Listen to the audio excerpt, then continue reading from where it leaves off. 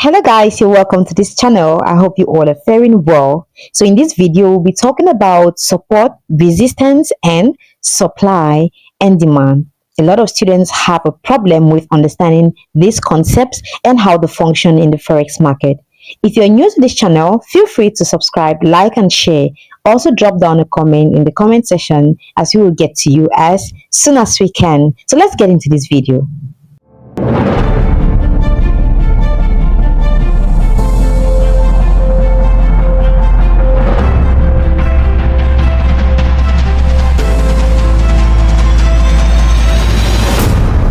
What is resistance? Resistance is that ceiling level on the price chart where price rises up to, right?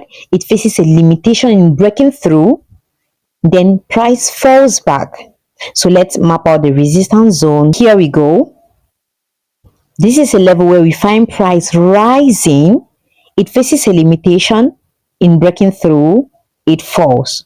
We also have this level here, price rises, faces a limitation in breaking through, then falls.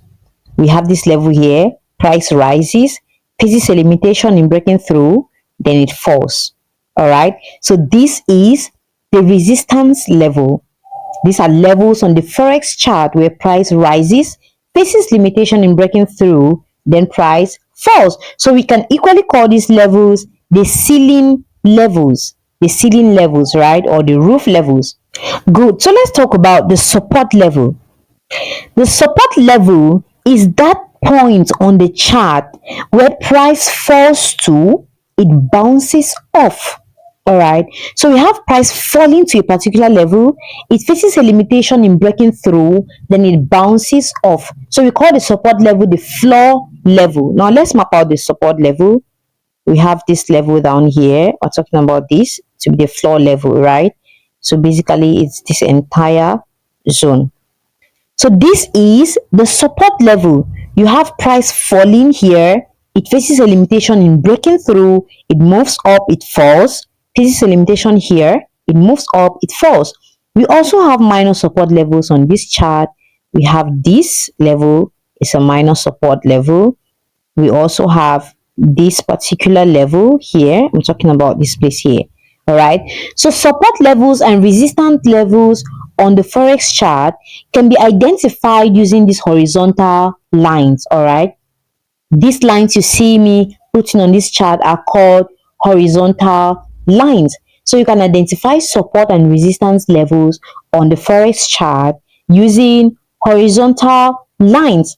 And now generally in the Forex market, at resistance levels, we'll be looking forward to selling. Now imagine that we said, normally don't imagine because we said it, price rises, faces a limitation in breaking through, then it falls, right?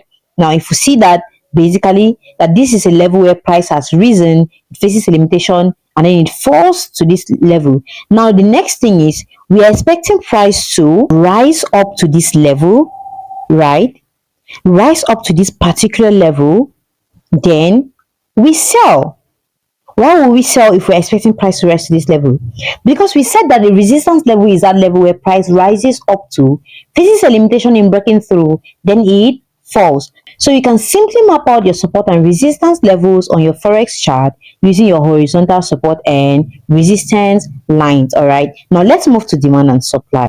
Demand is a level where we talk about buyers expressing their desires, right, to purchase a currency at a certain price. If buyers are expressing their desires to purchase at a certain price at that level, from that level, it means at that level, we are expecting to see a huge bullish move at that particular zone. Now, unlike support and resistance, demand and supply are zones. So we are basically going to be mapping out zones. I'm going to use this rectangle and I'm mapping out this entire zone. And I'll say this is my demand zone. Why is it a demand zone?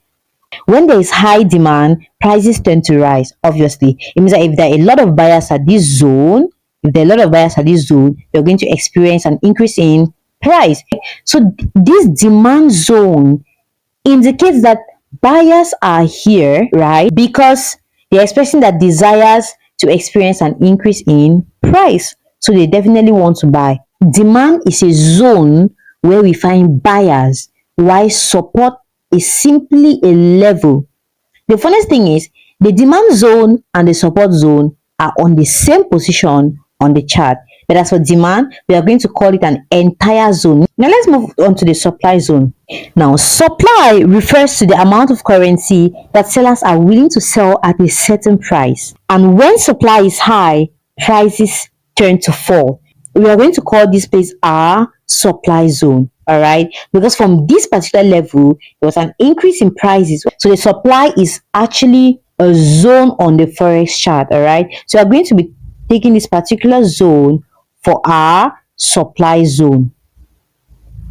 Now we discover that when prices got to this particular area, we saw a massive bearish move. So if prices move back to that area, we will expect the same result because we had mapped out that area as our supply zone where the sellers were willing, or where sellers are willing to enter the market. All right, so basically resistance and support is almost resistance and support is almost the same like supply and demand, because of supply and demand we are mapping out zones. Meanwhile, for resistance and support, we can just use our horizontal lines to map out those areas, the key levels, right? So basically, when I'm talking about a resistance, I'm going to say, oh, sorry, a support, I'll say this is a support, this is a support zone here. All right, I'm going to say this is a support zone here. So this is a demand zone because we can find buyers interest here. This is a supply zone because we can find sellers interest here. All right, so that's basically what we're going to be seeing. All right, thank you for sticking to the end of this video. See you in our next video, and like, share, comment, and subscribe to this YouTube channel. Thank you.